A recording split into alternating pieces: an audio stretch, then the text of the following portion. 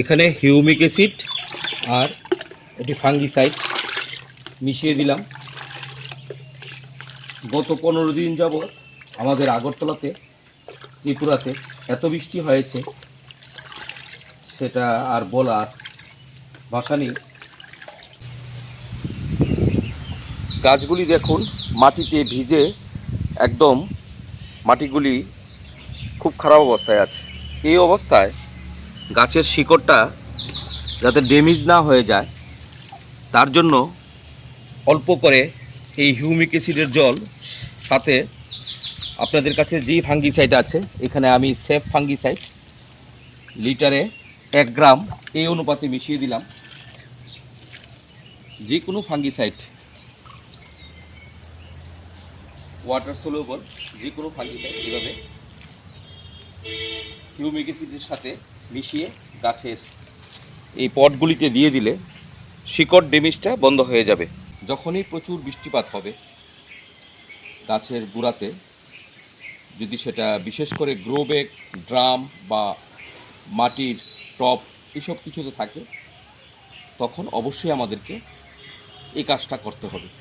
Humic acid আর fungicide মেশানো জল গাছের গোড়ার চারিদিকে একবার দিয়ে দিতে হবে।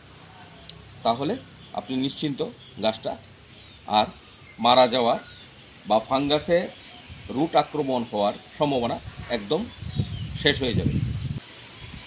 বৃষ্টি যেমন আমাদের বিশেষ প্রয়োজন, আবার অতিরিক্ত যখন হয়ে যায়, লাগাতার বৃষ্টি লেগে থাকে, সেটা আমাদের গাছের রুটের জন্য খুবই খারাপ। সেই দিকে আমাদেরকে লক্ষ্য রাখতে হয়। যারা আমরা ছাদ বাগানে গাছ করে থাকি তাদের জন্য বিশেষভাবে, যে গাছগুলি মাটিতে থাকে সেখানে পারলে হিউমিক অ্যাসিডের জল দেওয়া যায় তো ভালো, না দেওয়া গেলেও সেরকম ক্ষতি হবে না। কিন্তু যেইগুলি আবদ্ধ জায়গার মধ্যে আছে, এরকম গ্রো ব্যাগ বা টপের মধ্যে বা মাটির পাত্রে বা কোনো হাফ ড্রাম, সেখানে অবশ্যই হিউমিক অ্যাসিড আর ফাঙ্গিসাইড মেশানো জল দিতে হবে। এত বৃষ্টি ছিল গত 15 দিন যাবৎ, কোনো গাছের উপরে পরিচর্যা করা সম্ভব হয়নি এবং তার জন্য কোনো নতুন ভিডিও আমার পক্ষে দেওয়া সম্ভব হয়নি। এই ছিল বন্ধুগণ আজকের প্রতিবেদন। আপনারাও আপনাদের বাড়িতে যে গাছগুলি আছে সেগুলিতে হিউমিক অ্যাসিডের জল সঙ্গে ফাঙ্গিসাইড মিশিয়ে গাছের গোড়াতে দিয়ে দেবেন, যেগুলি এরকম বদ্ধ জায়গার মধ্যে আবদ্ধ আছে। সম্পূর্ণ ভিডিও দেখার জন্য আপনাদেরকে একবার ধন্যবাদ। এই বলেই এখানে শেষ করলাম।